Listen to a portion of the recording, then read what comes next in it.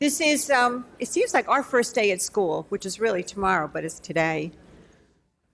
This annual welcome back is we've had for a number of years, and basically it's kind of looking both ways, what we've accomplished and what we had ahead of us. One of the things that I thought about, because basically I want to give you all kinds of good news, and there's a lot of it, is it's kind of silly not to talk about the larger picture, which is beyond our borders, but affects us as family, obviously. You probably have heard that we still do not have a resolution to the budget situation, unless you consider evidently a pocket veto of the legislature's support for our maintenance of effort and collective bargaining. So we have in the university a challenge, and I think the university will do its best with its partners in the negotiations to arrive at a contract that is well-deserved, overdue, and I'm sure all of us would appreciate having a contract sooner than later. But that said, as a community college, there is some good news. The New York City budget was a little more settled, and so we, because of that and because of the work that many people do on this campus, we are going to be okay financially. That's not the case for the senior colleges. As you know, they're under the state, and they are experiencing a percentage of cuts. They're trying to do it campus by campus. We do not have that situation here, and I guess that's what I want to share with you. You are members of a very important institution, and we believe in what we do here, as I'm sure my colleagues do throughout CUNY. But I want you to know that we will do anything possible to support a fair and honest contract that can deliver some acknowledgement to the people who've worked so very hard to make this a great institution and to make our students as successful as they are. So it is something that kind of hangs over all of us, but there is some really good news at Queensborough, really because of all of you. So I do want to just talk about a few of those things, and then we'll hear from our faculty who are leading some wonderful initiatives, and that's really what the heart of what we do is to engage our students in learning. So I've said, obviously, for a number of years that we have great trademarks at Queensborough. You know, we are known for quality and rigorous academic programs. We are known for outstanding faculty. We are known for all the innovations that occur here in pedagogy. And we're known for extraordinary services for our students. So none of that is really possible without a hallmark of Queensborough, which is collaboration. People work across disciplines, within disciplines, across divisions, and I really thank you because each one of you contributes in the classroom, outside of the classroom. Our colleagues, most of the HEOs today are still trying to enroll students. They're working very hard. We've had people here, I mean, this last weekend was very hectic. Some of the senior staff was here till 11, 12 o'clock at night. IT was here representing IT at 6 in the morning to make sure that we could get the most accurate information before we did any actions to cancel students, et cetera. So I welcome back the faculty and staff who've been away, but I also know that many of the faculty and many of the staff have been here all summer, so I want to thank all of you because I'm sure you're a little tired right now. But there's a lot to celebrate. So I've basically been committed, and I can't believe I finished 5 years in this role. It's extraordinary. It's a great opportunity. I am privileged to do what I do, which is to work with the faculty and the staff and the students.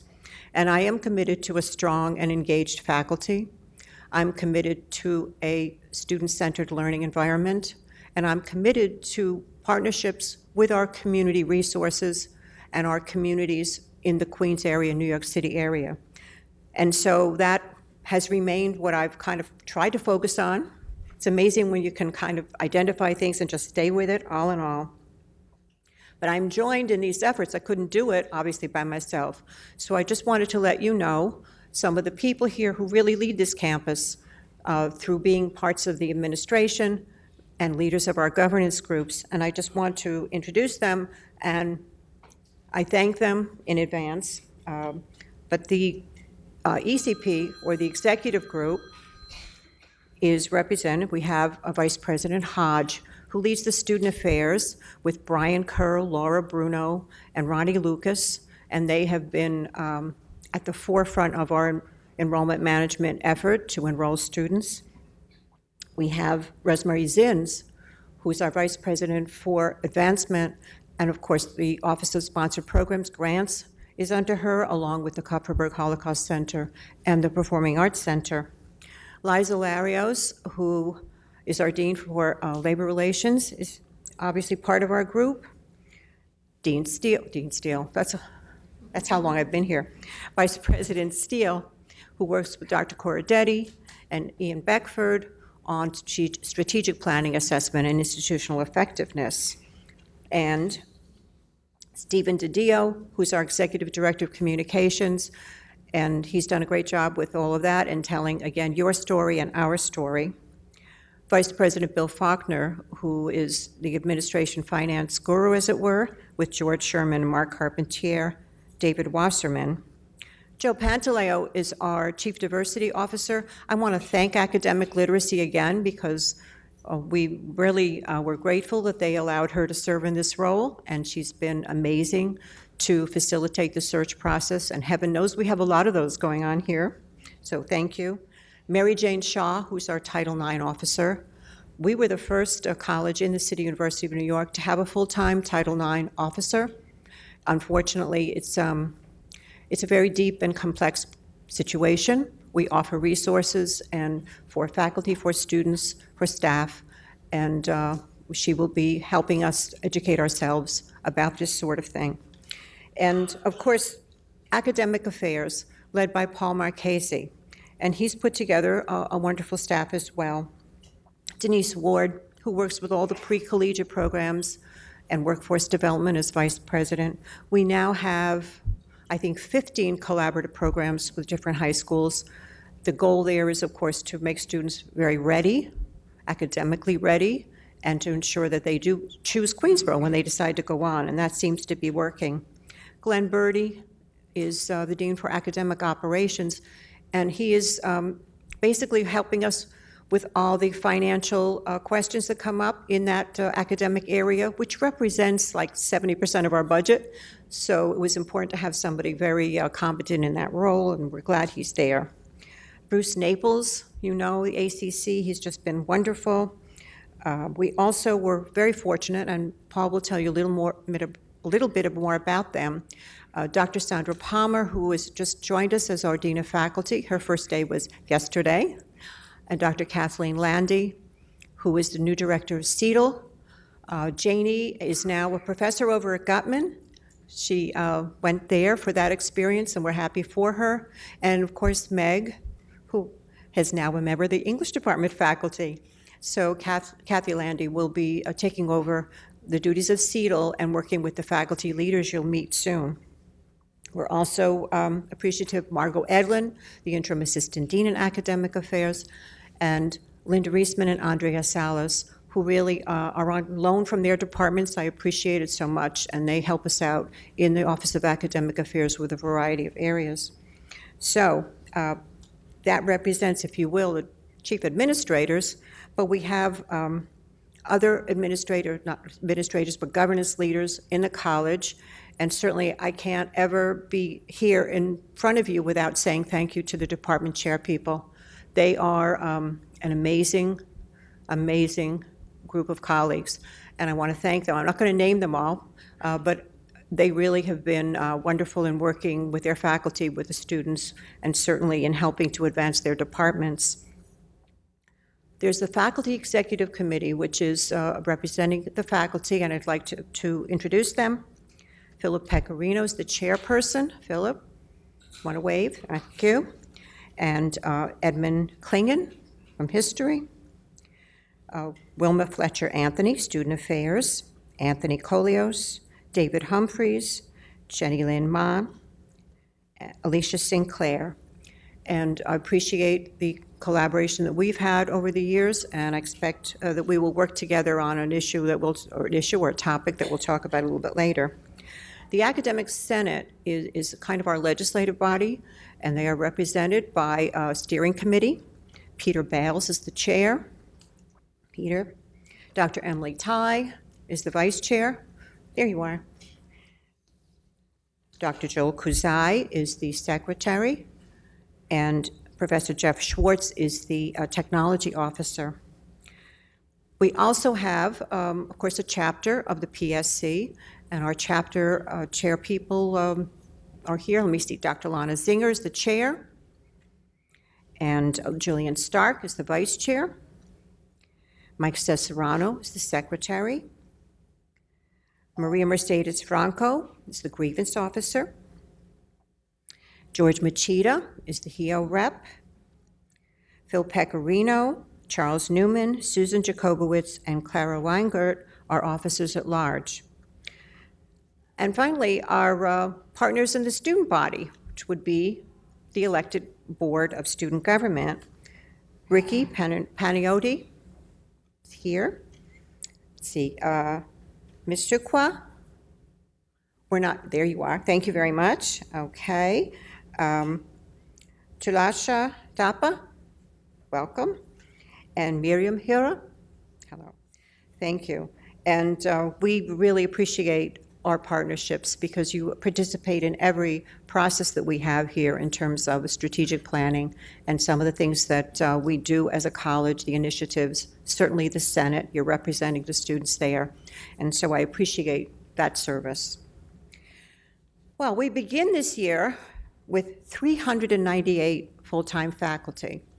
This is rather breathtaking. We have hired a number of faculty over the years. We have 45 CLTs, who are, in addition, who are also considered part of the faculty, and 195 HEOs. That's a lot of people, all of whom need a place to sit and work, which is not easy. This year, we have 30 new faculty this semester from searches, and 2 of them are CLTs, and 28 of them are part of the instructional staff and teaching. We have 29 substitute faculty, and there'll be searches going on. Many of you may serve on those search committees. I thank you in advance for that. We hope to have the permanent faculty in place in January, perhaps, and definitely for next fall. We also had 9 faculty join us in January. So this has been an important year to bring on new faculty. It's been something we've committed our institution to do, to increase the full-time faculty, and we've done that. So of our 398, probably 160 or so are relatively new, that is hired within the last 6 years or so. And that's made a very amazing change for us. There is great talent, there is great energy, there is a different generation in some cases. So it's been wonderful to be part of this institution with all of the talents of our faculty, both senior faculty and the new faculty. So I thank you again for that. This past year, we said goodbye to some folks who retired. Michael Ritchie and Paul Schinkel in the art and design department, Mel Gorelick in biology, Peter Stark and Vinnie Stigliano in engineering technology, Eli Merchant in the English department, Eileen Titman in nursing, Pat Spradley in social sciences, Diane Carey in speech, communication, and theater arts, and as of, I think, this Friday, Susie Scamarella in the library will be retiring. So I'm sure some of you might want to wish them well, and please do so. We will miss them. We have another tradition besides this one and a bunch of others, and that is to celebrate faculty and staff who have served for a number of years here at Queensborough. It's a very wonderful event. It's a dinner. Everyone's invited. In this case, it's Thursday, October 22nd in the evening. And we celebrate folks who have been here 20 years. And it could be a professor, it could be a member of the B&G staff, it could be a member of public safety. We have many people who actually do stay here a very long time. And I'm very pleased because We have Ada Alvera, Mark Berman, John Gordon from math, Tawana Lindsay, Irina Rutenberg, Teresa Salas, Pat Schneider, and Carol Soto are celebrating 20 years here. And then we also, since obviously we've been here a long time, there are some folks here 30 years. And so Stu Asser and Rob Becker, Sandra Bygrave Dozier, R.P. Kohirian, Pete Irigoyen, David Klarberg, and Alex Tarasco will be celebrating their 30th anniversary at Queensborough. But wait, there's more, as they say. Celebrating his 40 years at Queensborough, George Machida. And this year, as we had last year, we have a 50-year celebrant, Dr. Dinah Moshe in the Department of Physics. And it's an amazing community, it really is.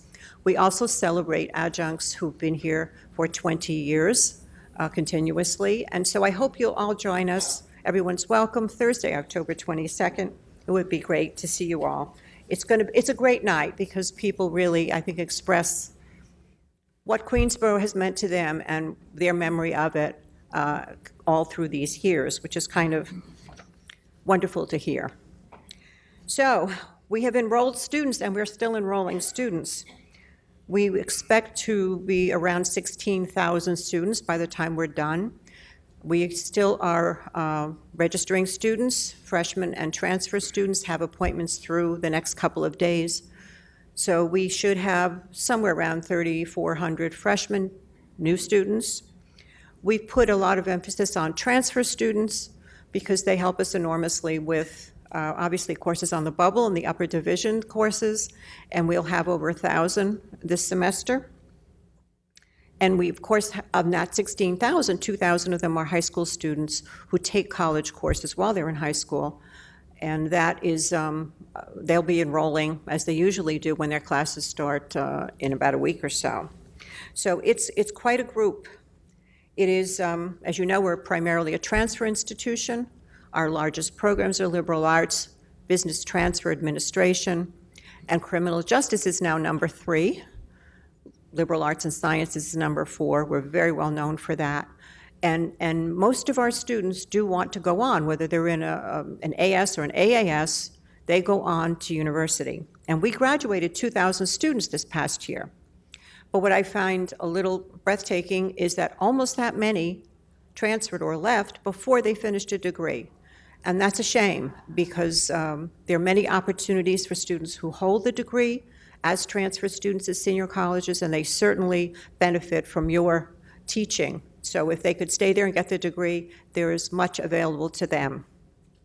And so I really ask your help with that. You really inspire students to engage in learning, and it's because of you that many of them stay here and do well. And I ask if you would really encourage them to keep at it and finish a degree. It's really important. And you could help one other way, which is please let us know if a student's in trouble through the Starfish, which is our early alert system. That's been enormously effective in reaching students in time to help them.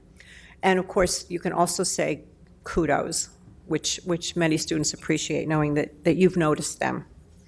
So we do a lot to support students. 75% or more of our budget goes directly to instruction and direct student support.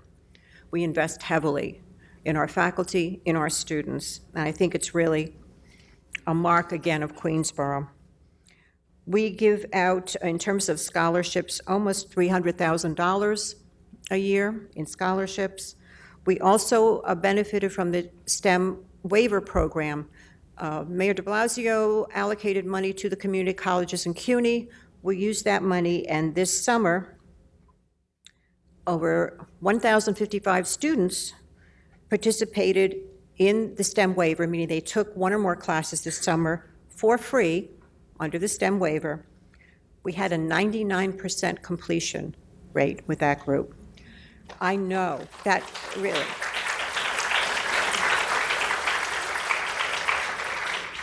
And I think that, that investment was over $770,000, But I think it meant a great deal to students who were able to accumulate more credits, be successful. I think it showed that our students really do perform. They live up to our expectations. So I think, again, I thank the faculty and all the work that was done by all the folks involved administratively with enrolling students and making sure that they took every advantage of the STEM waiver program. Now, we also have support for faculty in many, many ways, but a key way is to support the dissemination of your research at conferences, et cetera. And there's always an investment in that. There is, at this point, $145,000 allocated for that purpose, which includes PSC CUNY travel money that is allocated per head. It's given to the department based on the number of faculty or HEOs in the department. And our total allocation for the college was $45,794. So again, our departments, our academic departments, do use the P&B in many cases to inform faculty about this availability, and I'm sure the same thing will happen this year. From our foundation, which is where we raise money, we have a group of volunteers who serve on our board, and they donate $25,000 toward this effort to support faculty research as well. And of course, through our operating budget, we've allocated $75,000 to support faculty. So I hope that you're able to take advantage of that. Academic Affairs really oversees the monies other than the PSC CUNY travel, which reside within departments. So, we have accomplished a few things, believe it or not, despite all the craziness. The academies, which really are another effort on our part to engage students, connect students to us. The academies represent, if you will, a virtual community for students where they're kind of put in an academy related to their field of study. And the academies have three essential parts. One of them is that intrusive advisement. It is very important that we reach out to students. That's what we're known for. And those students are, whether you're in any kind of program, in a degree program, you will have an advisor. We have upwards of 77 people doing advisement on this campus. That would be formal advisement. I'm sure faculty help in many ways to be mentors, if nothing else. And I think that's very important for students to feel connected. We also, as part of the academies, talk about the high-impact practices. This is one of the more stunning developments, and we've been, again, noted nationally for this. As recently as a month ago, a book came out by Tom Bailey, who's the director of the Columbia University Community College Research Center, and he speaks about Queensborough and the academies and the work that's being done here. And you will hear a little more about it because that's really the feature of today's program, your fellow faculty who lead these efforts in high-impact practices. They engage students in the classroom, and it is a voluntary effort on the part of faculty. It is revelatory to observe the results, and many of you have worked with students, and it is just wonderful. So you'll hear more about it from them, because that's important. The third thing we do with academies, because we involve so many students, every student in degree program, is to use technology. And that is to, again, reach out to students to communicate, and we use Starfish for that. So the academies represent this connection, attempt to connect to students and bring them together around the subject area they want to study, provide advisement, enrich their experience in the academic side with high-impact practices, and use technology. So it's been an interesting three-pronged program. It's been in place for a while, and you'll hear some of the results just because of the HIPs, why we're so amazingly encouraged to see the results. We have nine dual joint degree programs. We're the only community college in CUNY that has more than one. Again, it's faculty-led. It's amazing. And I think it has done a lot to educate our senior college colleagues who may not understand just exactly what it is to be an educator at a community college. I'm very pleased because there's a great openness to that by schools who may not have always thought about community colleges. But we have degree programs with John Jay, with Hunter, with Queens College, with the School for Professional Studies, and we are hoping this year to go forward with even more. I'm very impressed, obviously, with what our faculty accomplish. Our nursing department always gives us a win, and they did it again this past year. For the last few cycles, the nursing graduates who take the RN exam, that's statewide, whether you went to Hunter or Columbia or Queensborough, you take the same exam, the NCLEX.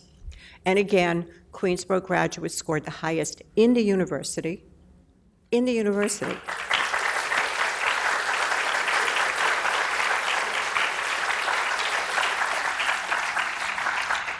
As I told the new university provost, who was formerly the provost at Hunter, and we beat Hunter. Yes. I think the other success we've had is, again, we're using the word collaboration. The English department and academic literacy have really engaged in an interesting journey to explore the accelerated learning program. Is that how I'm saying it right? And that has been wonderful because it is not just grafting experiences, academic courses from both departments, but they have worked together as teams. And I think it's been very rewarding, and I hope it will continue. We certainly will support their interest in doing so. And we also have some facilities news. I can't tell you that science is finished. It's not. I want to, first of all, thank the math department, because I don't know how they all did it. They survived, at least so far, to see out the windows again. Almost a year they didn't even see daylight. And the math department secretaries are now back in their office after almost a 2-year journey. They were located here and located there, and they were amazing colleagues, and I appreciate their forbearance. So the courtyard should be open, I'm afraid to say, hopefully in November. Now this will provide a place for everybody to eat, because right now we have no place for anybody to eat particularly, except this awful basement in the science building. And if they can traipse over to grab a cup of coffee at the Starbucks or Tiger Bites Pizza, that's about all we have available. So this is huge. It's a huge project. It will go on, hopefully in a more quiet way, to put in the cooking facilities, which will be in the basement of science. It really will be a fully enclosed area at that point. As you know, we've added bathrooms, a number of bathrooms, and we've added an elevator, which is supposed to open sometime this semester. Science building, which is our second oldest building, only has the one teeny elevator. So I think that will be a huge improvement. There were ADA improvements that needed to be made, and we hopefully are achieving that through this project, which was quoted to me at, $2 to $3 million, and that was, a long time ago, but it's now, past $20 million. It's, and it's not easy to do anything without swing space. So again, I have to thank the faculty in the science building, or anybody else who had to teach in the science building or be in the science building, because it's been very hard. But, we will see the other side pretty soon, so I'm happy about that. But we do have a new dance studio. This makes 2 full dance studios in the RFK building, and I hope we're all invited to the opening. That's very exciting. We will debut a biotechnology lab. The biology department is very active in research and working with their students, and so this will be a very important endeavor. It's kind of done now. As you know, we redid parking lot 6, which gave us 33 more spaces. We also added extra lighting and emergency phones and things like that, and we're trying. As you know, we lost that little pay lot in between science and humanities for the construction. I'm not sure who's going to blink first. If they're going to blink, I'm not going to blink. I need more spaces back, but they do need to stage for construction, which is why we lost a few of those. I will take the liberty of saying everyone should go over and see the English department, because that was an amazing project. It's a huge department. It was a huge project. It took over a year. A lot of the work was done, and the workstations built down in the service building, and then we tried to get everything up over the summer. This was huge. It was almost a year. It was over $250,000. We invested in it, but it is lovely. It's beautiful, and I really hope you'll all go see it. I think it's great. The Department of Art and Design had some great rehabs, too. We built faculty offices, so they don't have to take turns sitting down, which is good. Their studios are looking better, much better, and that's wonderful. The library, we promised Jeannie years ago we'd get her some changes, and we did, which is really important. There's a new silent study area on the second floor. We enclosed the balcony. It sounds easy. It wasn't. I want to thank the student government last year because they funded this, and it's really quite wonderful. And now we have a second silent study area, which is so important at a commuter school. And what else did we do? Oh, my goodness. Oh, the Y building had some office changes for CUNY Start and CLIP and the testing center. And we had to expand the health-related sciences academy. We actually bumped out into the corridor because we have so many staff and students in there. We're working with engineering technology. You know, they got the 2020 grant, which we're still trying to find who has the money, but we've been doing our own work there, and it's going to be amazing in the technology building. We've also added a great deal of security cameras, exterior and interior. Everybody should know you have no expectation of privacy, and it's the world in which we live. But we look ahead to this year, and we hope to focus on the things of our strategic plan, which is really faculty and staff development. We have so much great resources among our faculty, and we wish to support their advancement in their own areas. Curriculum will be a focus. Certainly the academies, as they continue to demonstrate it, improves student retention and performance. College readiness, something we all wonder about. I'm not sure how we can really impact the New York City high schools, from which most of our students come, but we are doing a great deal to try with pre-collegiate interventions to have students come here, be proficient, and really be able to fully engage in what we do.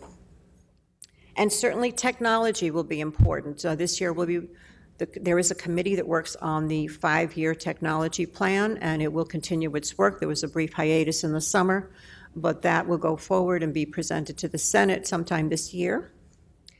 And again, the strategic plan had all of these areas and one more, which we were calling last year community building, and I think I'm getting sick of the phrase. But I think the notion of dialogue is important, and maybe that captures our intent better than anything else. So it's really going to be an interesting year. We're launching the Presidential Fellowship Program for mid-career faculty, and that initial investment will be over $40,000 to support mid-career faculty who have not had the benefit of reassigned time as a new faculty member or have not had the benefit of a sabbatical. And that Paul will talk a little bit about when he gets up here. Certainly the high-impact practices, for reasons that you will see, will continue to support and grow. And the Gen Ed Task Force will continue its work. It's been a group of faculty with representatives from every department on this campus, led by Vice President Steele and Dean Cardetti. God bless. In curriculum, we're going to do something in a public health sector. I have said we're going to be the first. We're going to have every effort made, and our faculty are already working on it. It's going to be led by the biology department, and they'll be working with our health educators, and we're going to try for a dual joint with Hunter, with York, and I actually would like to try one with Downstate because that's another option. And I also want to be the first to say Queensborough will work with SUNY as well as CUNY colleges on that. Again, I told the new vice chancellor and provost that we wanted to do this, but I said it has to be a much more rigorous program than Hunter's. Well, they'd have to keep up with us. I mean, if any of you know the biology department here, you know this is, impressive. So that's really exciting.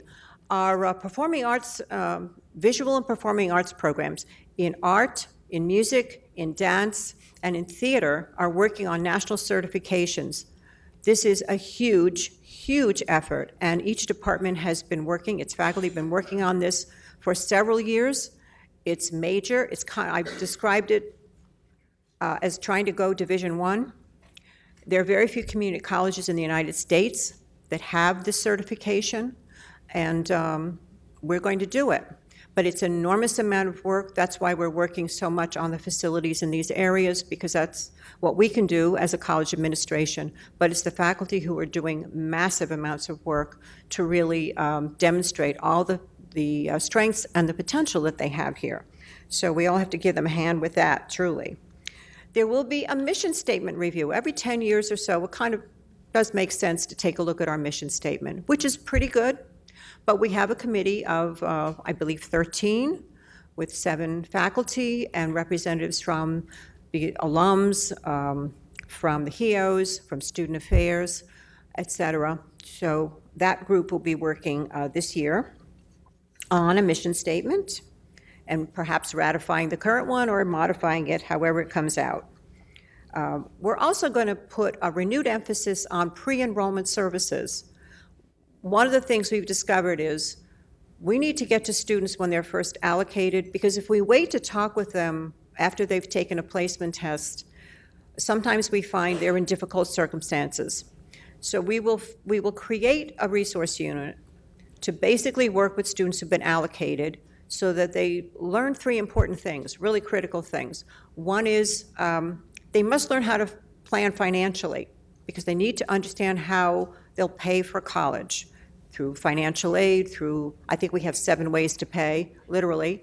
And that's important because they can't wait till the last minute. That's what causes some of the deregistrations that you may have heard about that we had to do. The other thing is really helping them understand the placement test and prepare better for it, because it does really cast them in an interesting spot, and they can't get out from under it once they take that test and results come out.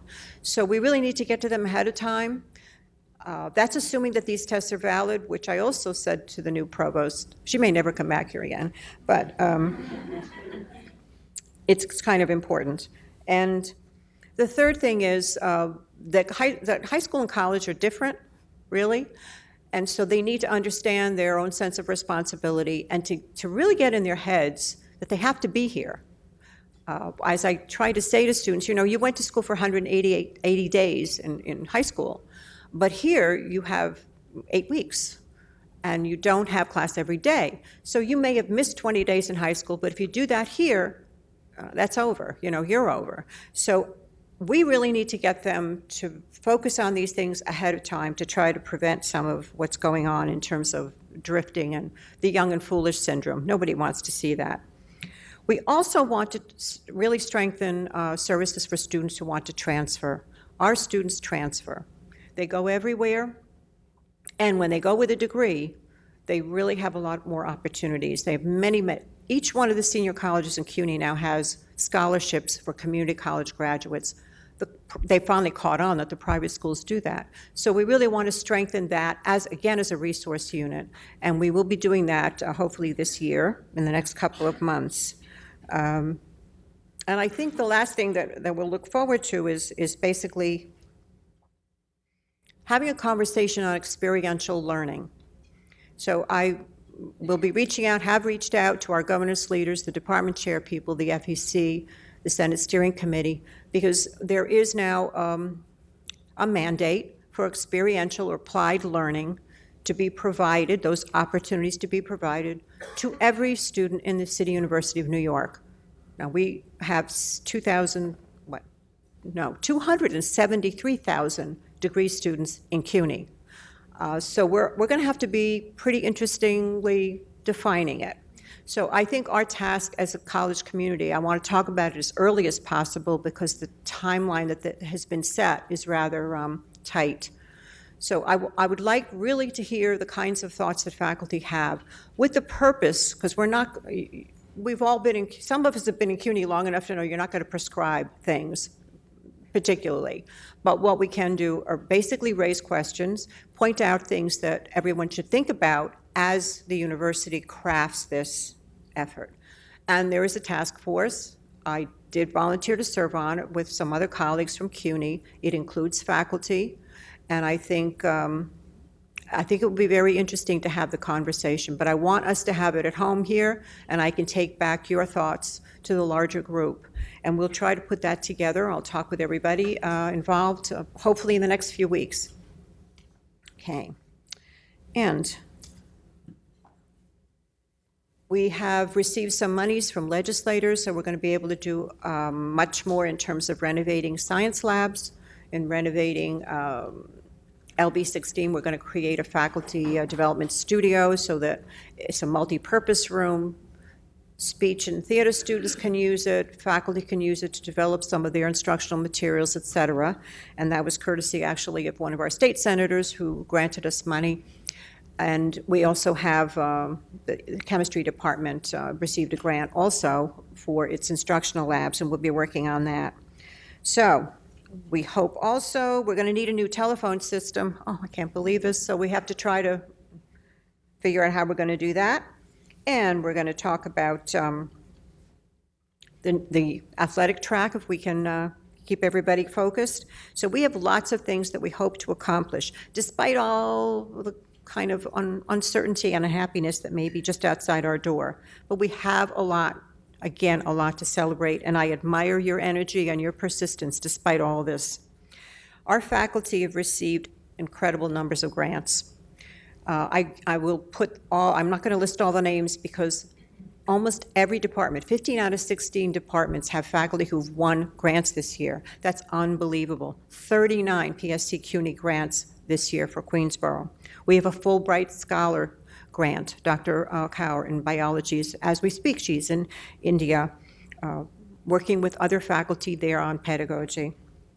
We received three CUNY Community College Collaborative Research grants, led again by our faculty. And we just received word yesterday that Dr. Chantal Damas from physics, was awarded a $750,000 grant from NASA to provide educator training and expand STEM course offerings.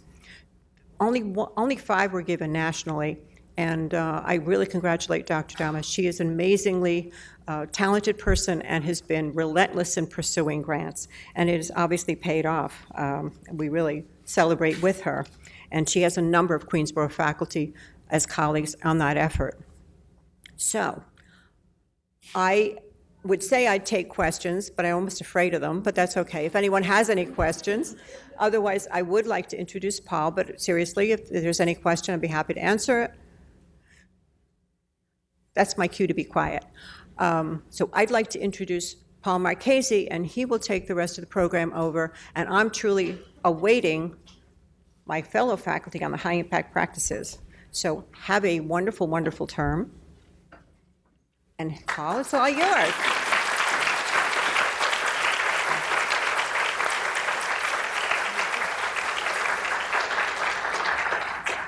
Okay, thank you, Dr. Cole. First of all, I'd like to welcome everybody back.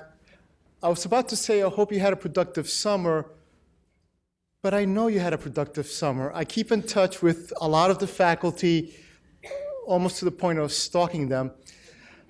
And I know about all these wonderful publications and books that have been published in prestigious journals, and all the grants we got this summer. So I'd like to congratulate all of you on doing a wonderful, wonderful job. As you know, our office is in charge, it's responsible for helping you guys be productive. Last year, President Cole allowed us to create a new position, a Dean of Faculty position, and we had a very extensive search. And yesterday, Sandra Palmer started the new position. Dr. Sandra Palmer comes to us with 23 years experience in higher ed education. She was originally a faculty at Suffolk Community College, where she worked her way through the ranks to become a full professor, and then she just didn't have enough to do. So she became a chairperson and an administrator. She became a dean. She became the provost at Manchester Community College. And then she decided to join us because of all the wonderful work we're doing. Sandra, would you like to stand up, please?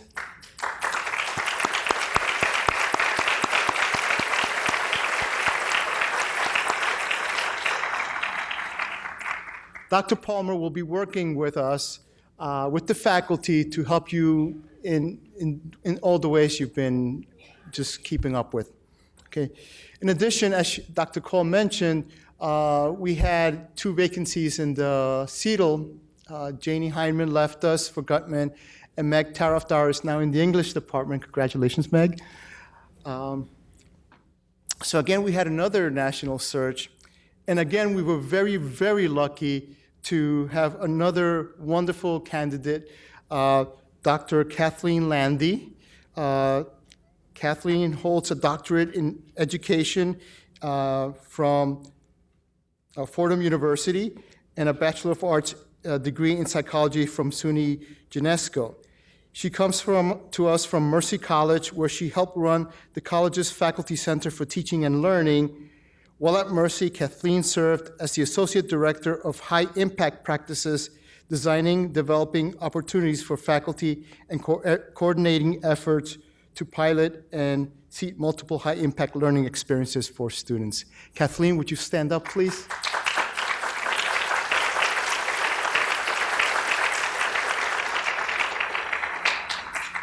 As you know, CETL is very important in helping faculty not only with their teaching, but also to implement SOTL, the science of teaching and learning. So faculty, the new faculty might be interested in doing research on pedagogy or doing research on how better teach your classes, Kathleen will be an excellent resource.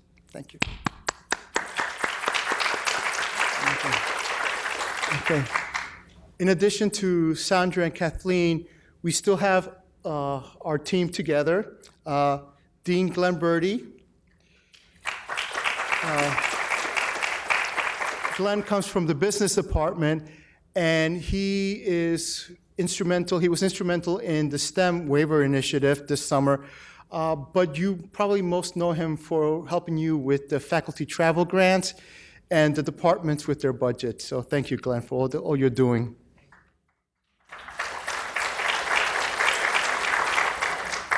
Margot Edlin, Interim Assistant Dean for Academic Affairs. Margot is originally from the Department of Academic Literacy, and she's responsible for for USIP, the University Summer Immersion Program, and Q, the...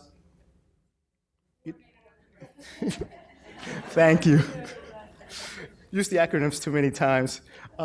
In addition to that, we have Linda Reisman from the English department. Linda? Okay. Right next to Denise.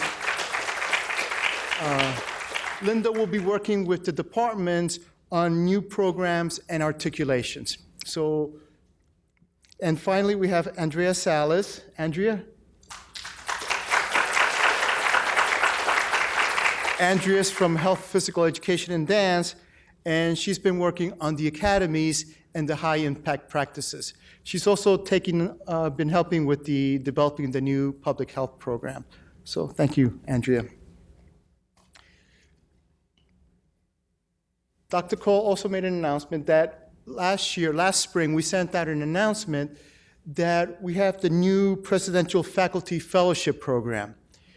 This is yet another opportunity we have to help faculty succeed.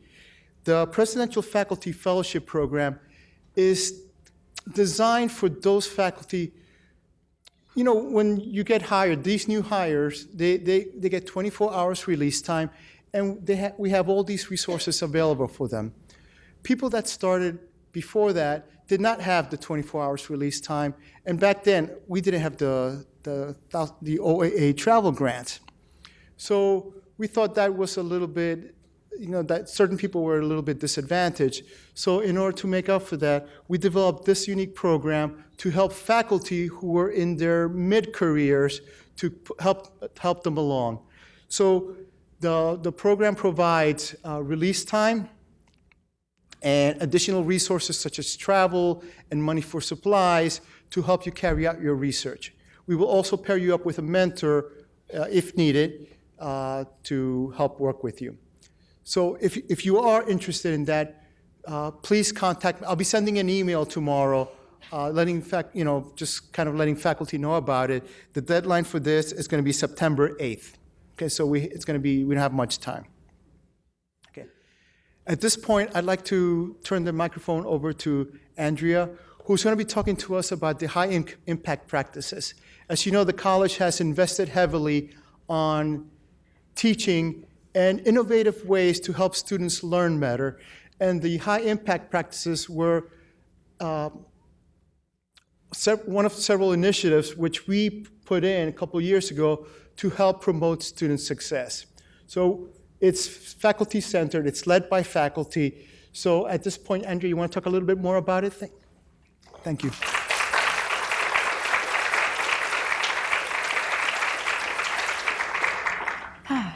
So how are we doing? So far, so good? Good afternoon, President Call, Provost Marchese, members of the Cabinet, deans, faculty, and staff. I am pleased to introduce today's presentation on high-impact practices at Queensborough, also known as HIPS. High-impact practices are effective teaching and learning strategies that have been nationally recognized through the Association of American Colleges and Universities.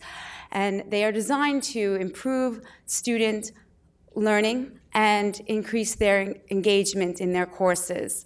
We have at Queensborough 7 designated high-impact practices, and they are led by HIP program coordinators and in collaboration with our Center for Excellence in Teaching and Learning. You will hear today from each of the HIP program coordinators on the individual high-impact practices. And to go to the next slide. And here they are listed for you. How many here in this room have participated in a high-impact practice? Okay, would you mind standing up if you've participated in a high-impact practice?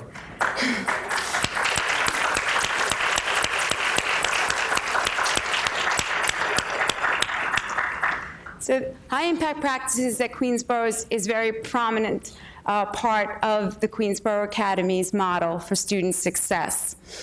This year alone, we've had 313 faculty members participating. They have presented their work at over 50 presentations. Several have published their findings in peer-reviewed journals. Others have received grant fundings for their projects. So there are many opportunities for faculty to engage in high-impact practices for the benefit of our students as well as their own professional development. And I have the wonderful opportunity to have worked with many faculty who participate in high-impact practices, and we're looking forward to that to continue and to grow. This past year, the college also performed an assessment of high-impact practices in 2 parts.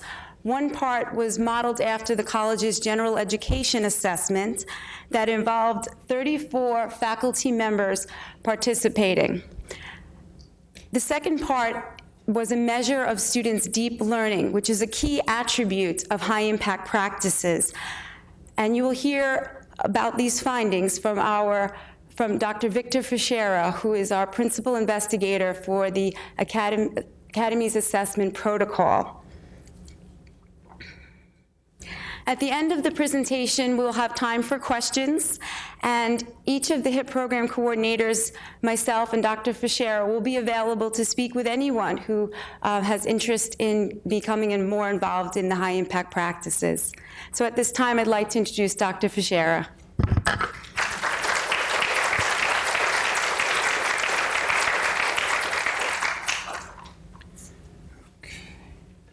Thank you, Andrea. I'll just find the mouse. Oh, yeah. Just want to make sure I could advance the keyboard for the presentation. clicking, or how are we advancing? Okay, great. Okay, good afternoon. One of my primary responsibilities, yeah, I could use it with the mouse. It's okay. It's the keyboard. Thank you. One of my primary responsibilities as a member of the Institutional Research Office is to investigate the effectiveness of our Queensborough academies. One of the major aspects of the academies is high-impact practices. I'm going to share with you this afternoon some of my recent findings.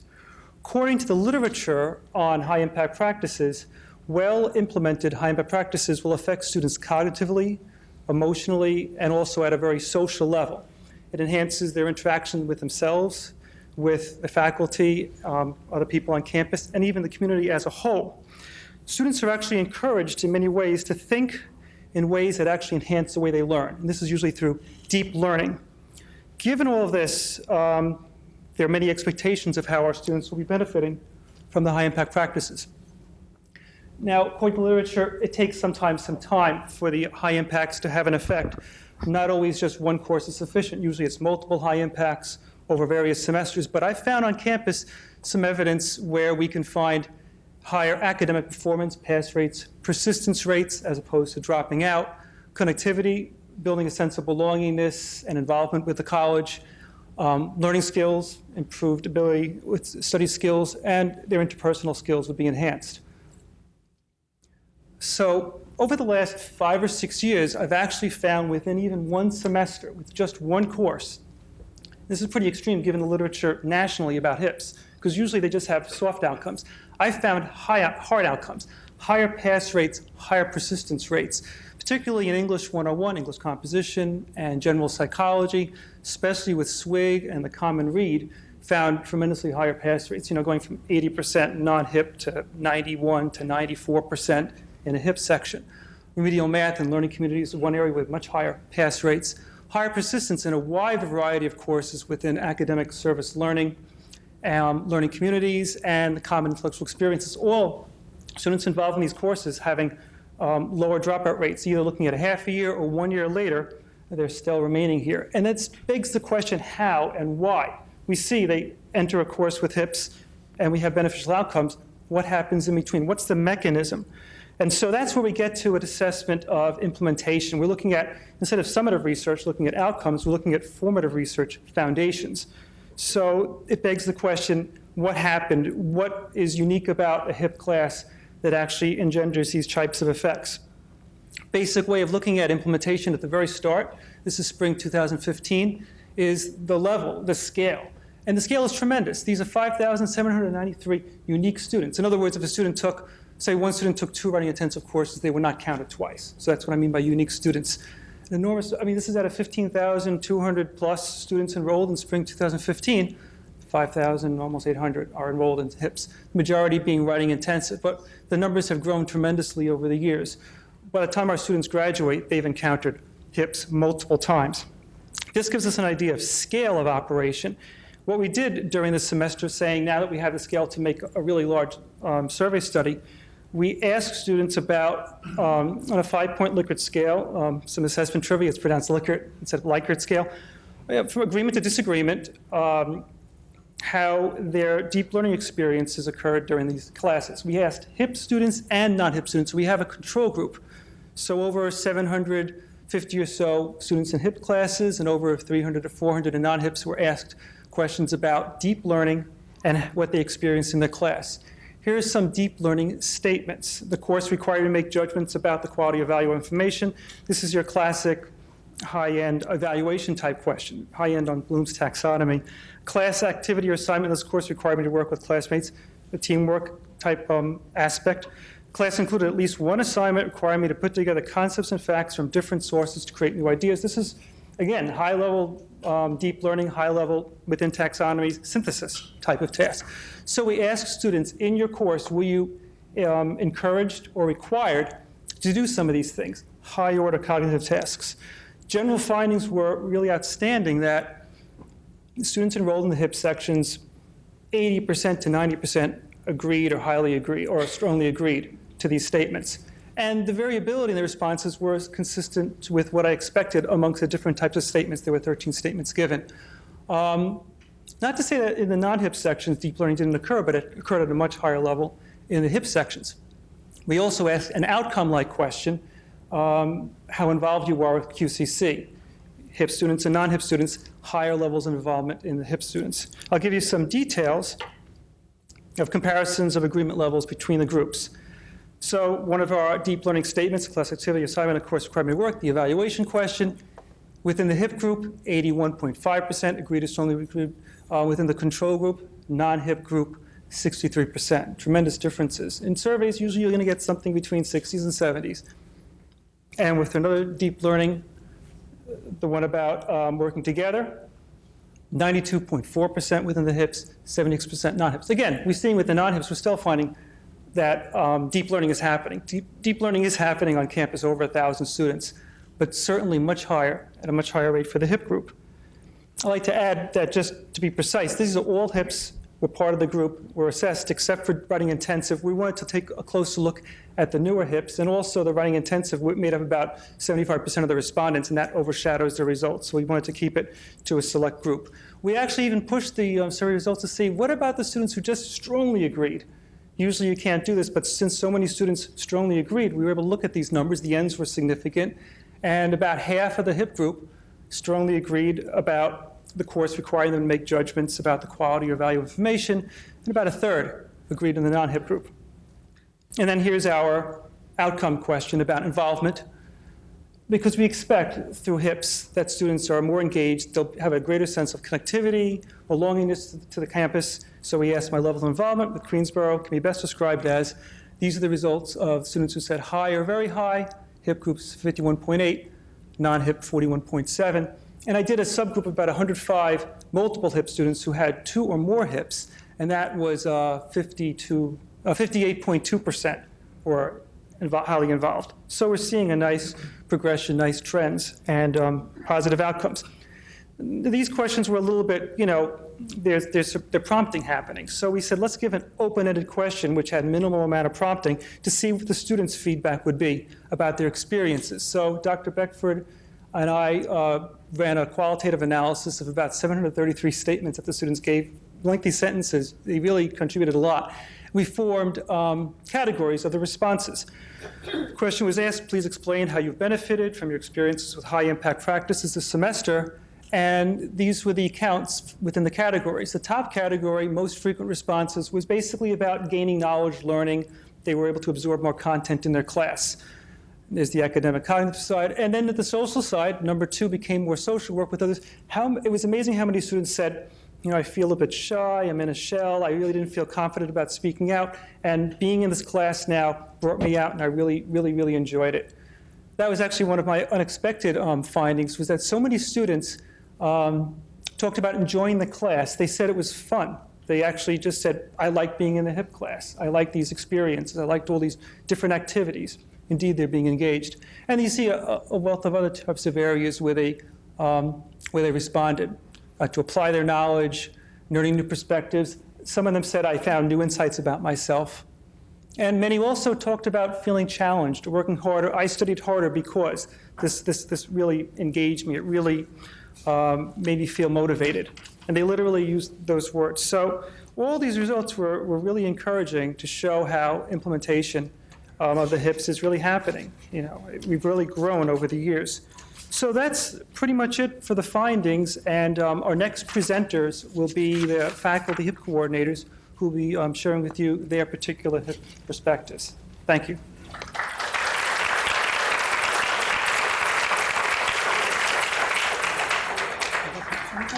Use the mouse. Otherwise, you left click on the mouse to advance. Left click. Okay. Yeah, okay. Thanks.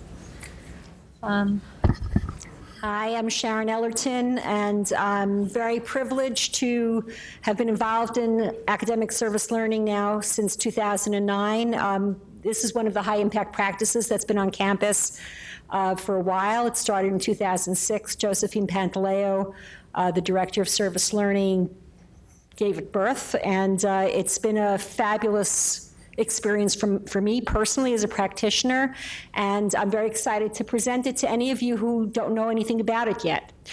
I'm going to start off by pulling up our website. We have a fabulous website, and I hope everyone has an opportunity to come and take a look at it. We're going to start with a 1-minute video.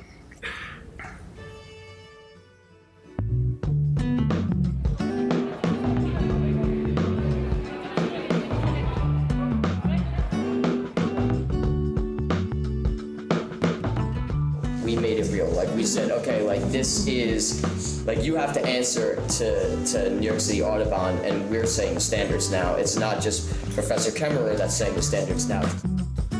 I mean, it's better for you. So look here, where it says ingredients.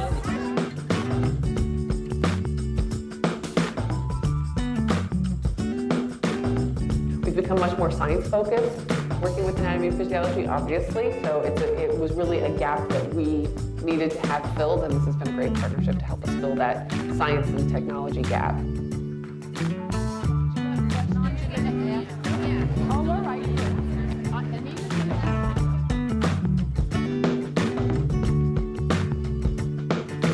So it really expanded a lot more beyond the classroom. It was really the community, and that's what this whole program is about.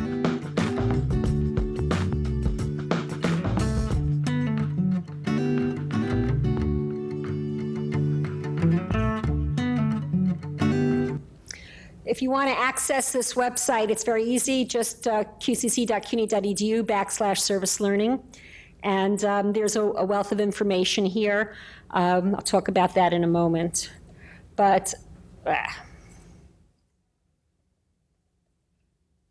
what I want to do first is just take the name and pull it apart. Academic service learning, so it's written out in little pieces there. And you'll see up at the top the words that you heard on the video. It's what we call the 3 R's: real, reciprocal, and reflective. So we start off with the word service, and service is service is what we call the real part. It's the part where you're dealing with a genuine community need. The students are going to be going out into the world, and they're doing something that's important for others, for the community. Learning, and there's academic learning, which is really what, as faculty, this is really about, because we're teachers. We're here to make sure our students are learning. So this pedagogy is based in the course content, the academics of our course. But there's actually a lot of different kinds of learning that goes on with academic service learning, not just the academics. In addition, there's a lot of what we call gen ed. You might have also heard the term essential learning outcomes, which is a term used through the LEAP initiative, AAC and U. And you learn soft skills, which is a term that's used in the business world when they're talking about skills that they're looking for beyond the hard skills when they hire. All 3 of those really are things that students are learning. They're things like teamwork, which Victor had just mentioned. They're things like reading and writing and communicating. Students learn this as they participate in these projects. And another kind of learning that happens is experiential learning, which is something that Dr. Call had just mentioned, which is obviously becoming a very important buzzword here in CUNY in general, because we need our students to have experiential learning experiences for graduation. This experiential learning is provided by academic service learning. And then finally, that hyphen is also important, the hyphen between service and learning. And that refers to the reflection, because one of the things that you learn as you go through the pedagogy, and I learned it the hard way. It took me a little while to actually believe in reflection, but the reflection is the way that the students actually connect what they're doing, the academics, to their course content.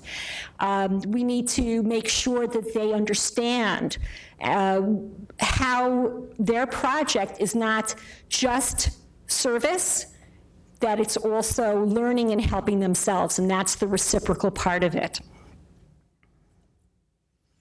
At Queensborough, we have academic service learning in every single discipline. Every single discipline in this college has participated. And there's like a lot of different ways that it's been implemented. So if you're thinking about it, we have all kinds of ways to solve your particular issue. You could have it a required element, or it could be an extra credit. It could be a new assignment, replace an assignment. You can make it an alternative to something that's already existing.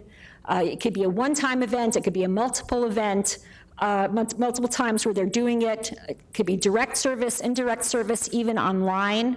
So there's a wealth of different ways of performing academic service learning, and it's an extremely flexible pedagogy. It doesn't mean it's not hard work. I would lie if I didn't say that. There's a commitment that you as faculty have to make the service learning happen in a meaningful way. But we can tailor it to your classroom. And when I say we, I'm part of a service learning group. I'm very privileged to work with an excellent Office of Academic Service Learning. Mary Banzukis and Chris DeMeo can be reached this number. Their email is servicelearning at, just servicelearning with no hyphen, servicelearning@qcc.cuny.edu. Or you can contact me, and we'll be happy to speak to you to get everything worked out, to get your course objectives into place so that we get an appropriate project. We could develop that project, support it, work out the logistics, everything that's here. Going back to that resource center that I mentioned before, that online website, I really encourage everyone to go on and to look at it. It's got all kinds of resources where it explains what service learning is, how it's implemented. One of my favorite things personally that Mary put up recently is the stories from our own faculty. The faculty, when you go on, you'll see people from your department and what they did and their project and what their students accomplished. And it's really an amazing thing to see how much good our students are doing. And we're just not simply doing good, we're also having our students learn in the process. So it's win-win-win. It's a wonderful, wonderful pedagogy, and I really encourage everyone to try it.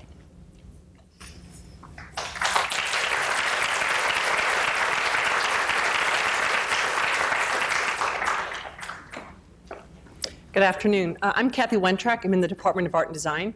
And I'm Elisa Sarcone. I'm in the English department. And so we're the CAP-SWIG faculty coordinators. Oops. Are we supposed to do this? Yeah. Okay. So just to give you a little bit of an insight into what CAP-SWIG is. It was known on campus for a number of years as SWIG, Students Working in Interdisciplinary Groups. And more recently, it's been categorized under CAP, Collaborative Assignments and Projects, following the AAC&U's HIP descriptions. And so if you were to be involved in a CAP-SWIG project, and I highly encourage anyone to come and join us, we design projects between faculty in different departments. Sometimes it's 2 different disciplines, sometimes 3 different disciplines, and together the faculty work to develop a project where students will be working collaboratively. Often these types of projects occur asynchronously via a wiki through Blackboard or another platform. In the past, we've used Epsilon, and now I know we're moving to a new e-portfolio system that may be another new potential platform for that. Through these projects, we really want our students to make these interdisciplinary connections that really enhances deep learning. So there's lots of benefits. There's benefits for students, benefits for faculty. Working asynchronously often works well for our students because they can log on to the computer, work on a project at a time that works best for them, and their partner in different discipline will provide their feedback on their student work. So the technology is very, very important. And because the students are working together, they're also teaching each other. And so it moves the classroom from a faculty-led to a peer-led learning environment. And I've had a student say to me, wait, what? I've got to post that and everyone in the class is going to see it?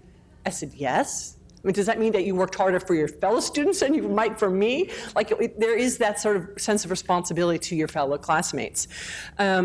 And then you also get to work with other faculty. I found this one of the most enriching parts for me as a faculty is to meet faculty in different departments and to learn from them, and that makes it very, very interesting. And so that's a benefit for faculty. Your assignments can transform your students' learning experience.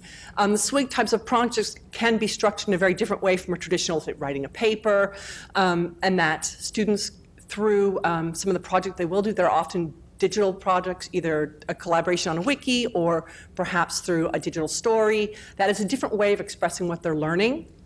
And some students will do better that way than a more traditional classroom setting. Okay.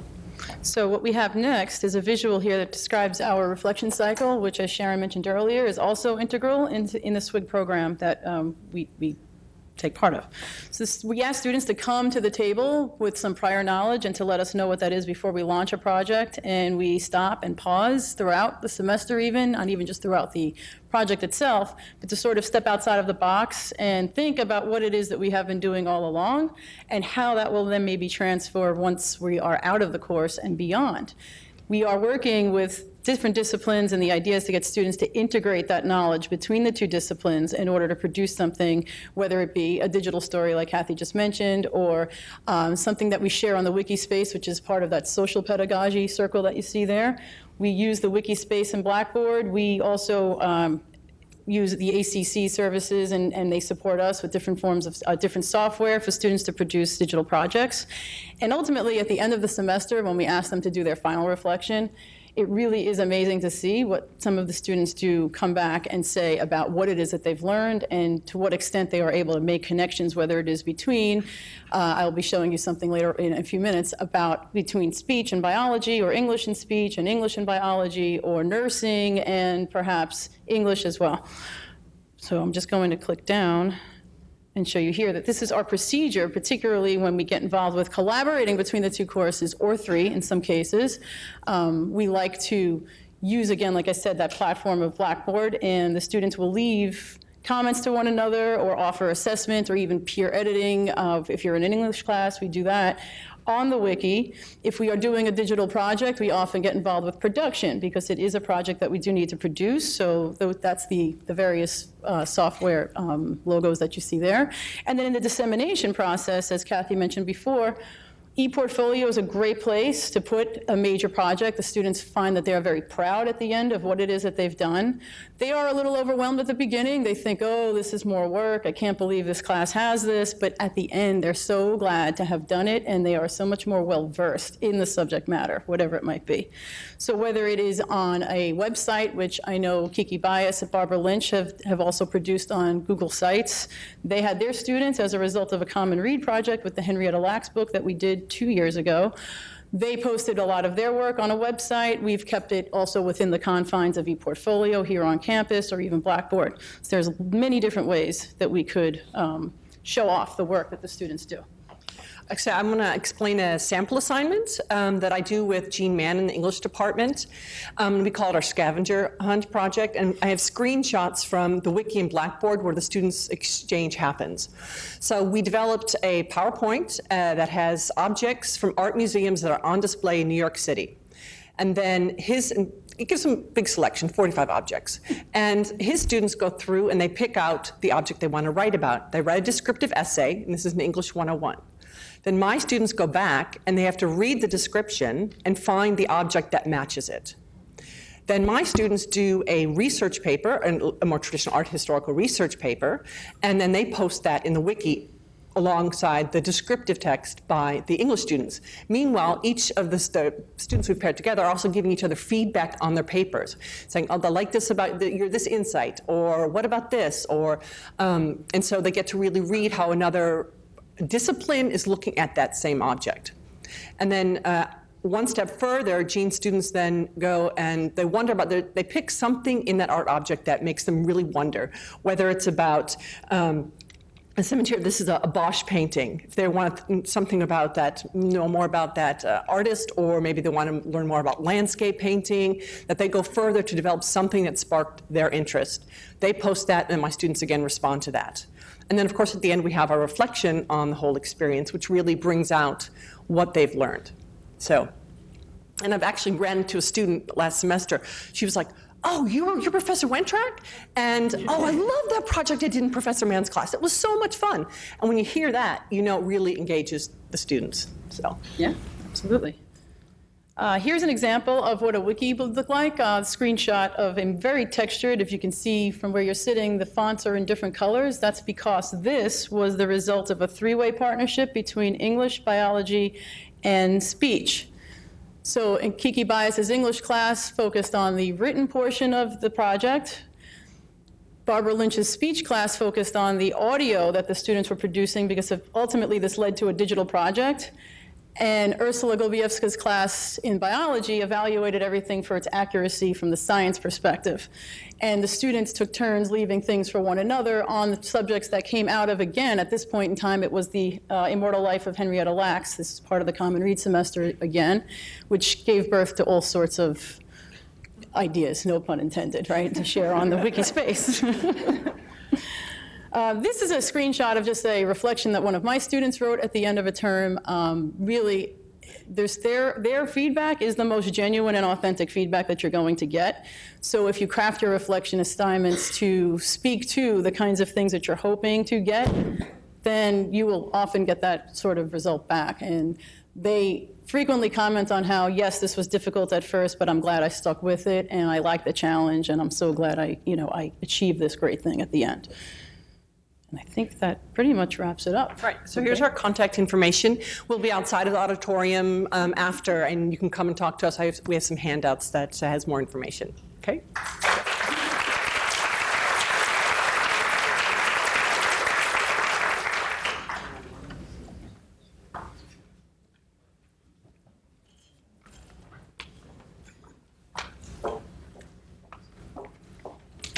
Good afternoon, I'm Susan Madera. Hi, I'm Jean Murley. And we're here to speak to you about the Common Read Initiative. The Common Read is really something quite special here at Queensborough. We like to call it the Uncommon Read because what we do here is very different from what is done in other colleges across the country. The Common Read promotes integrative learning across the curriculum. It's accomplished through voluntary participation of faculty both on campus and in local high schools. We do partner with them, and they're proud to be with us. What we do is we introduce a common text to our students, and the text is supported via professional development and co-curricular cross-disciplinary events. These events provide an opportunity for increased academic and social engagement while enhancing student learning outside of the classroom. This is actually a year-long initiative, and it sounds like a lot more work when I say it that way, but it truly is a year-long initiative. We begin in the spring of each year with the Common Read Committee, and that committee consists of faculty members from 5 different disciplines on campus. The book is approved, and then it's announced on campus. You'll get that email every spring that says that the Common Read book has been announced. And then we give you an opportunity to read the book over the summer. Give you a chance to get in and really connect to that text, or perhaps you can't connect with it at all, but we like to give you that opportunity to check it out. In the fall is when we do our professional development. And during the professional development series, and it's a series because we meet once a month throughout the fall to give you a chance to meet with other faculty members to discuss the text, a real grown-up book club, as it were. And then we speak about the theme, and the theme for this year is forgiveness. And how does that tie in with your class? We also discuss ways to integrate the text into your discipline. How can it work with what you're already doing? What do you want to connect to? And also, we plan our co-curricular events for the spring. Fast forward to the spring semester. We're really thrilled that the college supports us by providing students in participating classes with books to keep. Many students have explained to me that this is the first time they've ever had a book for school that they wanted to keep. It's not a textbook. It's something that they could read over and over, or as I say to them, please pay it forward. Share the book with someone else, because I'm sure they're going to get something out of it as well. So in the spring, faculty deliver a course outline, and in that course outline, we ask that they incorporate the events, because this is how we make those connections. Then we distribute the books. So this is really a year-long initiative. As you can see at the bottom of the screen, these are people, the different disciplines who have expressed interest in participating for this academic year. And the photo that you see is from Henrietta Lacks, as she keeps being mentioned today. So I'll mention her again. That's actually this room, and we had such a full crowd that people were standing in the back of this room. This was Dr. Abraham Aragonis from Memorial Sloan Kettering. He was our guest, one of our guest speakers that semester. Thanks, Susan.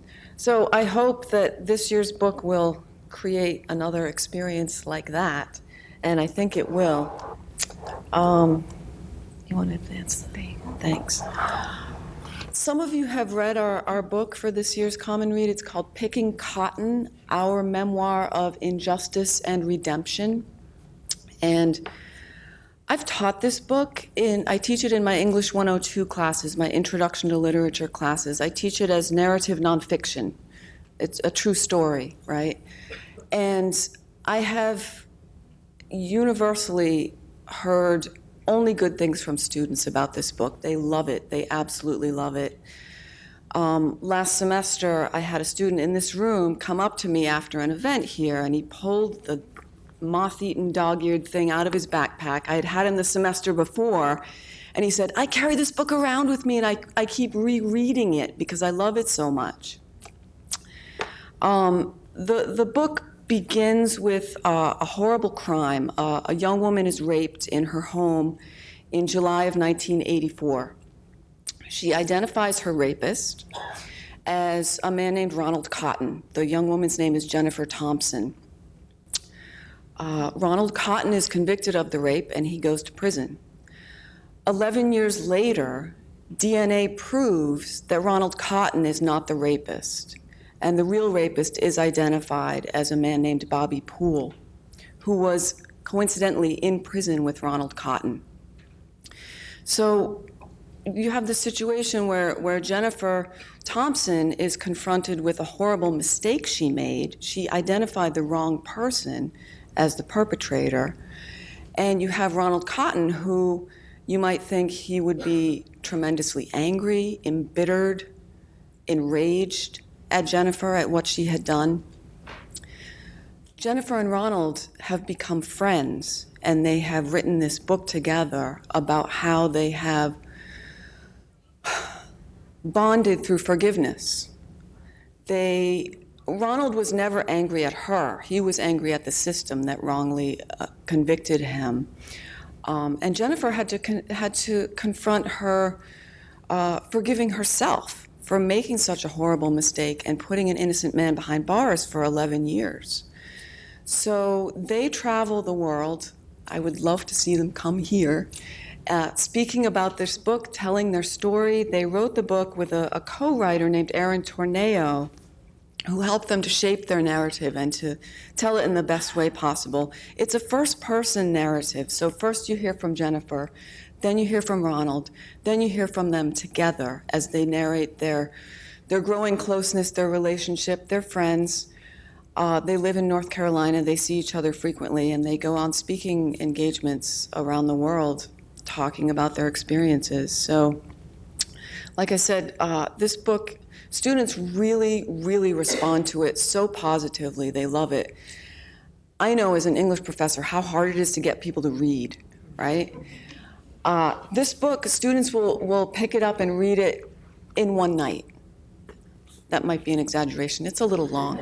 But, you get the picture. They don't want, it's a page turner. They don't want to let it go. It's deeply accessible. It's profoundly, students relate to it on many different levels. I do things in class like have people brainstorm about forgiveness. What does that principle mean? What does it mean to you? How do you feel about forgiveness? We have spirited, heated debates about forgiveness. And it's just a wonderful text. It's accessible on many different levels. Social sciences, I think, would have a great interest in this text. Criminal justice, for sure, would. But others as well that can sort of access the text through the theme this year, which is forgiveness.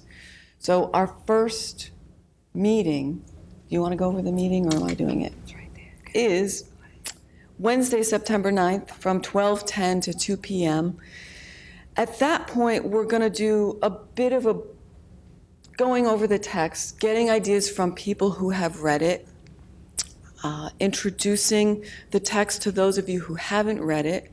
We will have discussion, handouts. We will also at that point set the dates for the forthcoming meetings throughout the fall to get as many of you able to attend as possible. But I'm so enthusiastic about this project because this book is a stunner. It really, really is. And it was a New York Times bestseller. And I love this book, and I'm so glad it was chosen for the Common Read. And I hope that many of you find it as profound and moving as I have.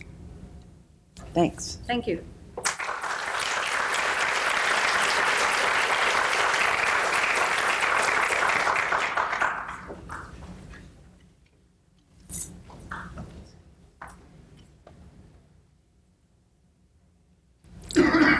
Hi, I'm Meg Taraftar. I'm going to share with you some information about global diversity learning as a high-impact practice at Queensborough. Global diversity learning was first implemented at QCC in spring of 2014, and we started with about 5 faculty, and now we have more than 25 faculty participating in it. I just want to go over some of the key words of GDL, as we call it. Multiple perspectives, one of the key words of 21st century learning or 21st century fluencies. Diversity, interdependent world, all these words are crucial to our understanding of the 21st century learning environment. What you see on the screen is also a word cloud, which represents the Queensborough students by their countries of birth. As you all know, Queensborough is a very diverse environment. We have a diverse environment. Our classrooms have students from more than 100 countries. They who speak more than 80 languages. And one of the questions we all have is, how do we leverage the diversity on campus to discuss and understand 21st century competencies? What will it take for our students to become aware of global forces? What will it take for us to learn about the knowledge, skills, and dispositions needed to operate in the global world? So we have about 3 avenues that we identified. Faculty can approach GDL in any way they want to in their classes. They can take up intercultural learning as one of their primary avenues. And under that, as you can see, intercultural competency, which includes communication, which includes empathy, which is one of the powerful forces of understanding globalization. Human rights is another area that our faculty have implemented GDL. And in this context, I would like to mention they have also collaborated with others in other high-impact practices. For instance, faculty members can be involved in a project which is a service learning project, which is also a global diversity project, which overlaps with some of these avenues. Sustainable development is very attractive to many of the STEM faculty who have implemented intercultural learning, sustainable development, and human rights at the same time, all the 3 avenues. So what are these multiple perspectives? We have in many ways implemented comparative perspectives, which is more of a content related. We can compare 2 forces. They can compare local issues and global issues. They can compare 2 cultures. We have also implemented investigative perspectives where students can research on a global issue that they're interested in, and the other students can learn about it. Ethnic perspectives would be another way sometimes we can combine comparative, ethnic, and investigative perspectives. Advocacy, students get engaged in some social issues and they learn about it, they want to do more. They want to advocate for some issues. Evaluative perspectives is crucial to critical thinking in our classes, and that also is offered. We have offered a GDL Institute last week, August 20th and 21st, and we will be offering another institute next semester. So if you are interested in participating in GDL, please contact me and we'll talk more about how to get involved in it. As we said, different dimensions of global learning. There's the knowledge, which is our awareness. So the students learn about global issues, they learn about the interdependent world, they learn about the interaction between local and global. They then learn to take action. They have to do something about those issues once they learn about it. Ultimately, what is our goal is to have the students experience some type of transformation, some type of growth, a change in perspective, overcoming their biases, maybe looking at the world in a different way. In this connection, I want to talk about a story. If some of you are familiar with it, it's a children's story called Fish is Fish. The purpose of the story is to talk about what happens when you have one perspective versus multiple perspectives. In a little pond, there was a tadpole and a fish that were good friends, and they lived in the same pond. They didn't know anything more than just the pond. One day, the tadpole says to the fish that, I want to go out of the pond and actually explore what's out there in the world. And the fish says, okay, my friend, you can go, but make sure you come back and tell me what you saw in the world. So there goes the tadpole. The tadpole sees people going to work, sees little children going to school, sees the building, and several other things. The tadpole comes back and tells the fish that I saw all these things in the world. And the fish, who knows nothing more than fish, sees this. The fish is imagining the fish is going to work. The fish is going to school. The buildings that look like fish. The trees that look like fish. And everything else to the fish is just that. And I like to talk to my students about it, and they always remember this story, and I say, this is the power of multiple perspectives or one point of view versus multiple perspectives. So this is something we can share with our students.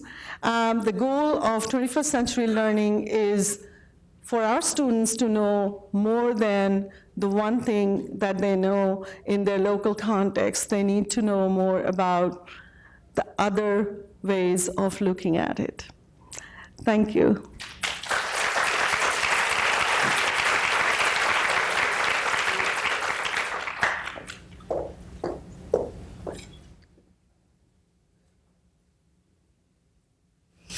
Hi, I'm Eliza Attic from English, and I'm here to talk about learning communities.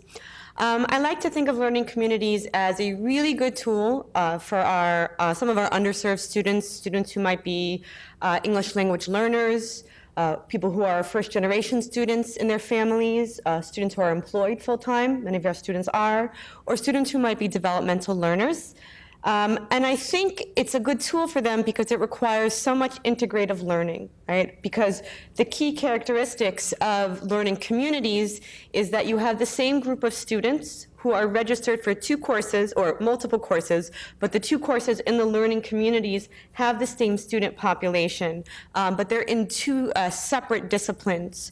But what they have in common is a thematic connection and eventually a joint assignment. So you might have a student who's registered in both English 101 and Intro to Criminology who are working together in a learning community, and what they have to do is think about, or what the instructors have to do is design a curriculum that asks them to make these kind of the synthesis between the ideas of both courses. And what's great for students is they make these connections. They do. Across the disciplines, they can see the relationships between, let's say, rhetoric and composition and criminal justice and the way we speak about crime in the United States. They develop critical thinking skills, which we always want from our students.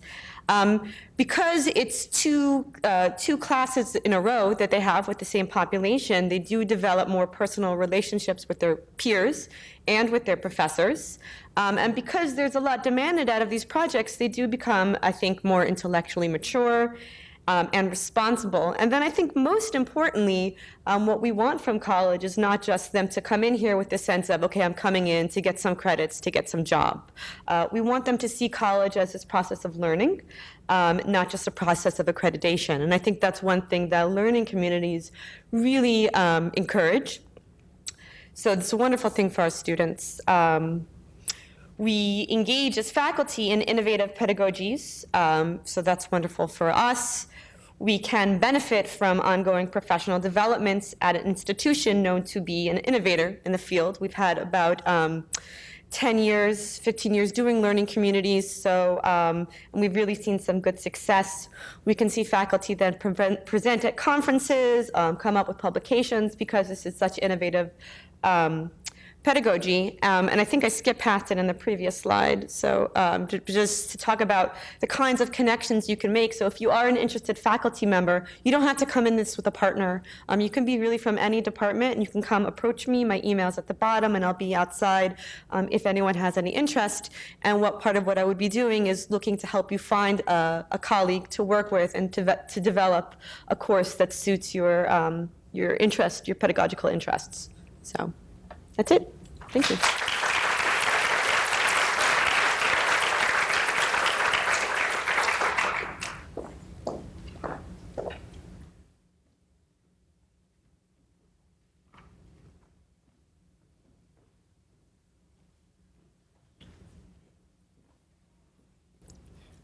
My name is Jeff Jankowski from Social Sciences, and I've been working on the writing intensive courses with Rob Becker and Joost Bruggers.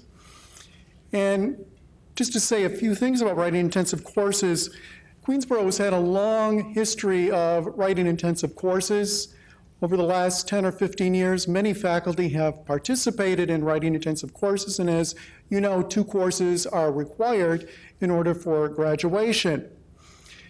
Writing intensive courses, while they certainly are designed to help students write a bit better, they are also designed to facilitate critical thinking skills.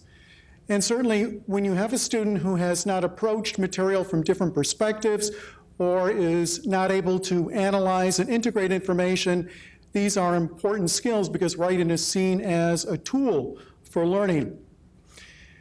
When we work with faculty, we encourage them to develop low-stakes and high-stakes assignments, or informal and formal assignments.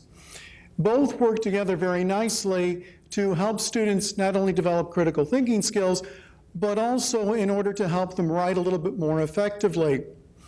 Certainly when we talk with faculty, we encourage them to look at their assignments very carefully and to develop a problem-oriented approach. Certainly maybe the temptation, or what maybe people are used to, is kind of a all-about approach, or tell me all about this person. And using John Bean as a guide, his book, Engaging Ideas, we talk about their assignments and encourage them. Focus on an issue that can be certainly argumented or seen from multiple perspectives, one that can be analyzed, one that perhaps you don't necessarily come up with a right or wrong answer, but you use different types of evidence in order to understand the issue, and then to synthesize and perhaps even to reflect on what you've been finding. We also, too, through the training, we look at both scaffolding and rubrics. Scaffolding being the idea that ideas within a project are certainly linked to one another, that they build, that once you master one of the more elementary components, you are able then to tackle a larger component. Or we even try to help faculty see the importance of scaffolding the assignments data, that one builds on the other through the course of the semester, having students see the interconnections in the assignments. A great benefit too, if you're going to be doing a writing intensive section and training for it, is that in the semester that you're training, you have the benefit of working with a writing fellow from the Graduate Center. These individuals are great. They're your sounding board. They're your consultants. They sit down with you. They critically look at the assignments that you've been going over. And not so much to perhaps negatively give you feedback, but to really help you hone the assignment, to really help you see it from the student's perspective, to give you ideas, to even help you craft maybe 1 or 2 low-stakes assignments. And most faculty, too, when they're working with these writing fellows, they become kind of the eyes and ears for the coordinators. We rely on them, and they tell us very important information, and most faculty find them very, very useful. Writing intensive sections, too, have some very important benefits for students. Certainly, they begin to use writing. When students first write, I think most of us have had the experience teaching, they can be very fearful of it. That certainly writing is something they maybe haven't done much of, or perhaps they feel as if they're not good at it. But when they begin to write and use the process of using low-stakes assignments, getting their feet wet a bit, to see that they can use writing to communicate and to understand and to think, they certainly are more comfortable doing it. And certainly you can see how they start learning about the course concepts a little bit better. The one thing, too, that certainly it allows students to do is that you are able to focus on perhaps 1 issue or 2 issues, and students are able to think very thoroughly and at a very deep level about that issue. For faculty, too, there are some very important benefits. Many times faculty report there's more student engagement. Just by the fact that you're preparing for this assignment, and this assignment is maybe extending over a period of weeks, students show interest. They're doing a lot of perhaps research, things they haven't learned before. Maybe they haven't used any type of database to search for information, and all of a sudden they're doing that to learn. Many times, too, faculty report there's a certain sense of satisfaction when you can see students able to use the library, to approach new information, and to gather it on their own. Certainly a big benefit, too, is that the class size is kept to 25.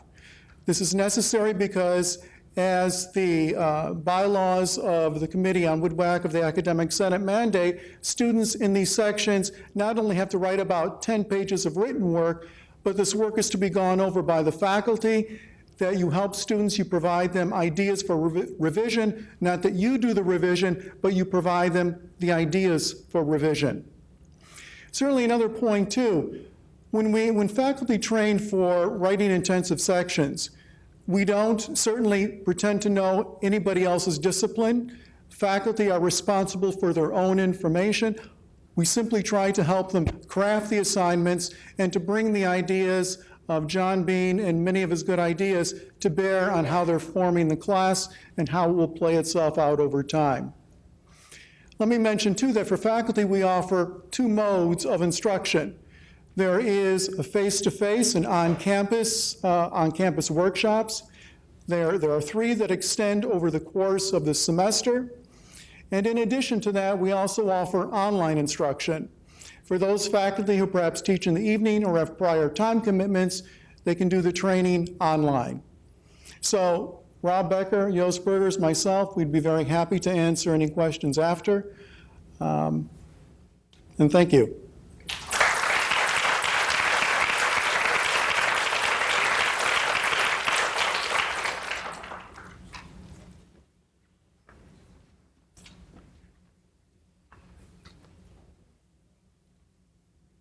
Thank you. Good afternoon, everybody. I am Mercedes Franco, Associate Professor in the Department of Mathematics and Computer Science, and I also serve as the coordinator for undergraduate research. So I like to give credit where it's due. Undergraduate research is not new. This practice has been around in American universities for more than 200 years. Queensboro also has a long tradition and history engaging students in research. We have done so in many modalities. Students can participate in research courses, standalone research courses. Some disciplines have them. They can also do research via independent study courses. They can take honors projects under a regular class. They can participate in internships, sometimes paid, sometimes unpaid, and they can also participate in grant-funded programs. Some of these programs run throughout the academic year, some of these programs run through the summer. Okay. Let's see if my screen just went dark. Let's see if I can, next, so at least everybody can see. Good, it's back. So what is new when we talk about undergraduate research here on campus, specifically about undergraduate research as a high-impact practice? Well, one of our goals is to increase and diversify the opportunities for the students to participate in meaningful research. We have been able to add to the offerings that we have at the college. Now we integrate authentic research or research-like projects into regular courses, into the curriculum. Some of these offerings reach all the students in a class. Some of these offerings reach only a selective group of students in a class. But in all, and just to provide an example, last year we have 18 faculty members participating in this new initiative. As a result, 13 new courses or experiences were offered, and they reach over 200 students. Students in addition to the students who participate in research via the long-standing research courses, internships, and programs. Now, we're trying to achieve many goals. The traditional approach to undergraduate research is very close to just research. It's product-oriented. When you think of undergraduate research as a high-impact practice or as a student success strategy, you are opening the door to many opportunities. You can create projects where students are developing research skills, even though at the end of the experience they might not end up with a paper or a publication or a presentation at a professional conference. You could have students engage in literature reviews, identifying open questions in a specific area of work, proposing research, even though they are not the ones who are going to carry out the research. So these are some of the many ways in which we can serve a larger population of students and really exploit the benefits of undergraduate research.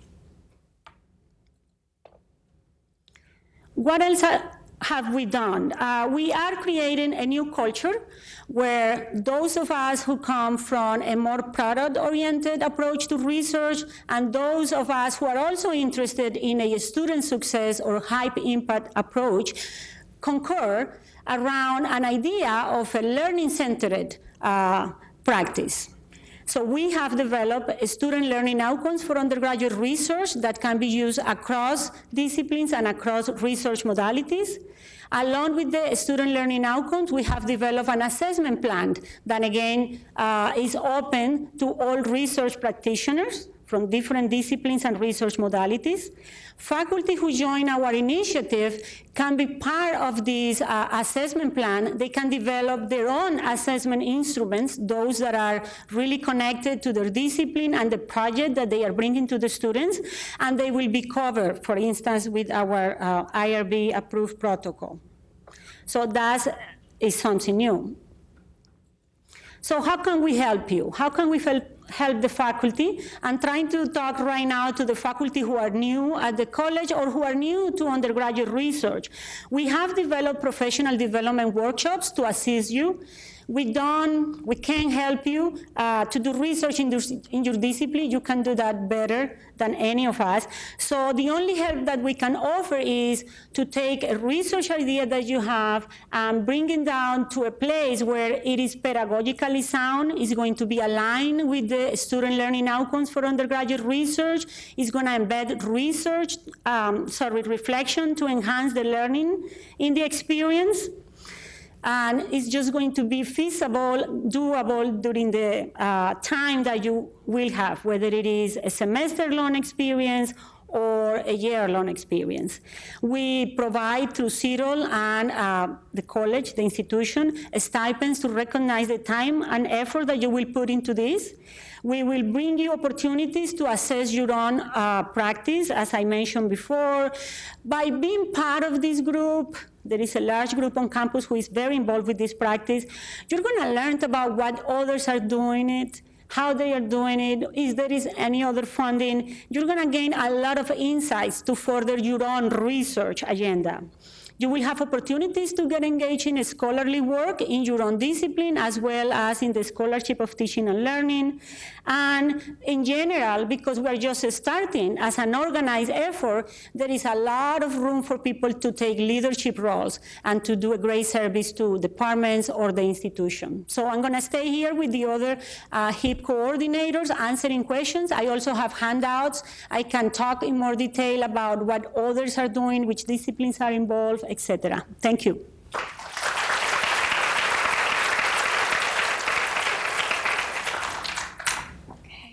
So thank you. We hope that this presentation today has informed you, perhaps inspired you to participate and continue to participate in the high impact practices.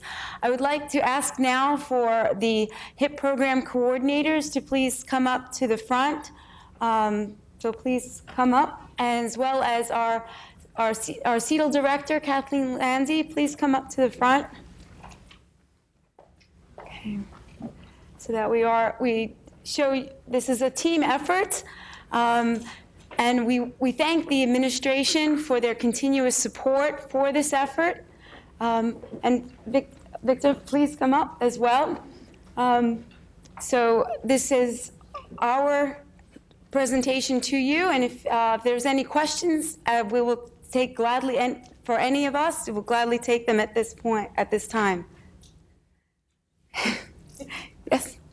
I just have a question that I know has been brought up in some of the HIPs that I've been involved with, which is if it could be possible for there to be a designation on students' transcripts when they participate in a HIP, just like they have for writing intensive or for honors, and that I think this will help them when they're transferring to another college.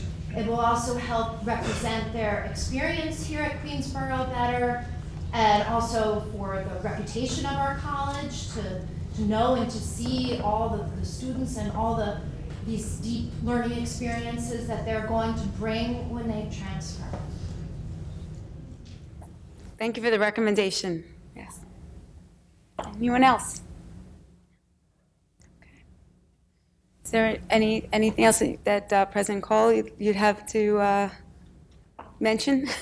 I want to add something. Sorry. 7 high impact practices, it might look like they are competing with each other. If I do one, I cannot do the other. It's actually the opposite. Once you start doing high impact practices, you realize that it is hard not to do one without another. Writing intensive is almost everywhere. If you're doing undergraduate research, a lot of writing. If you're doing learning communities, very often, right? Or the SWIGs, very often communication and writing. And I can just give you examples of the many ways in which they interact. And I just wanted to make you aware of that. It's not like you have to pick. Also, I wanted to mention that these are all considered innovative pedagogies. So these high-impact practices can also open the door for presentations and publications. So CETL supports faculty in those areas as well. So if you have tried out any of the high-impact practices, that can turn into a publication as well. Thank you. I want to thank everybody for coming. I want to thank an amazing team. I think you have seen just a small piece of the brilliance of our faculty, frankly. And the high impact practices can reach students with a variety of learning abilities, with learning differences. And I think what has struck me is to watch students, regardless of their official proficiency level, really take ownership of learning. And that, to me, is the most rewarding part of what we do as educators. So I think maybe I'll leave being president. I'm going to go be a faculty leader in high impact practices. But I really thank each and every one of you, and especially my colleagues who have worked so very hard to be advocates and to be supporters of the high impact practices. As you can see, We have an amazing, amazing group of faculty and staff at this institution. So have an amazing semester, a wonderful semester, and enjoy, and thank you again.